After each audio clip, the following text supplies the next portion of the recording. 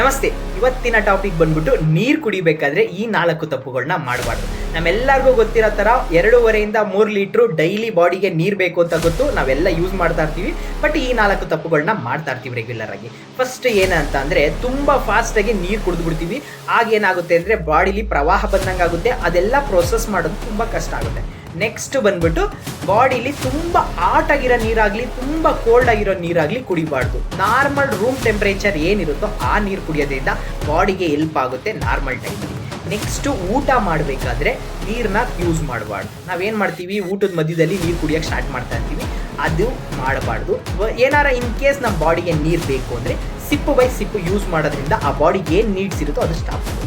Next ಬಂದ್ಬಿಟ್ಟು fourth ತುಂಬ important point ಏನಂದರೆ ಪ್ಲಾಸ್ಟಿಕ್ ಬಾಟಲ್ನ ನಾವು ರೆಗ್ಯುಲರ್ ಆಗಿ ಯೂಸ್ ಮಾಡ್ತೀವಿ ನೀರು ಕುಡಿಯೋದಕ್ಕೆ, ಅದನ್ನು ಅವಾಯ್ಡ್ ಮಾಡಬೇಕು. ಯಾಕೆಂದರೆ ಔಟ್ಸೈಡು ಬಿಸಿಲಿರೋದ್ರಿಂದ ಪ್ಲಾಸ್ಟಿಕ್ ಬಾಟಲಿ ವಾಟರಿಂದ ಕೆಮಿಕಲ್ ರಿಯಾಕ್ಷನ್ ಆಗುತ್ತೆ, ಇದರಿಂದ ಕ್ಯಾನ್ಸರ್ ಆಗಲಿ ಈ ಥರ ಬೇರೆ ಬೇರೆ ಕಾಯಿಲೆಗಳು ಬರೋದಕ್ಕೆ ಹೆಲ್ಪ್ ಆಗುತ್ತೆ. ಅದರಿಂದ ಪ್ಲಾಸ್ಟಿಕ್ನ ಅವಾಯ್ಡ್ ಮಾಡಿ ಬೇರೆ ಗ್ಲಾಸಸ್ಸು ಅಥವಾ ಲೋಟಗಳಲ್ಲಿ ನೀರನ್ನ ಯೂಸ್ ಮಾಡೋದಕ್ಕೆ ಸ್ಟಾರ್ಟ್ ಮಾಡಿ. ಈ ಥರ ಯೂಸ್ ಮಾಡೋದ್ರಿಂದ ನಿಮ್ಮ ಬಾಡಿಲಿ ಹೆಲ್ತ್ ಇಂಪ್ರೂವ್ಮೆಂಟ್ ಆಗೋಕ್ಕೆ ಸ್ಟಾರ್ಟ್ ಆಗುತ್ತೆ. ಅದೇನಾಗುತ್ತೆ ಅಂತ ನೆಕ್ಸ್ಟ್ ವೀಡಿಯೋದಲ್ಲಿ ಕಮೆಂಟ್ ಮಾಡಿ.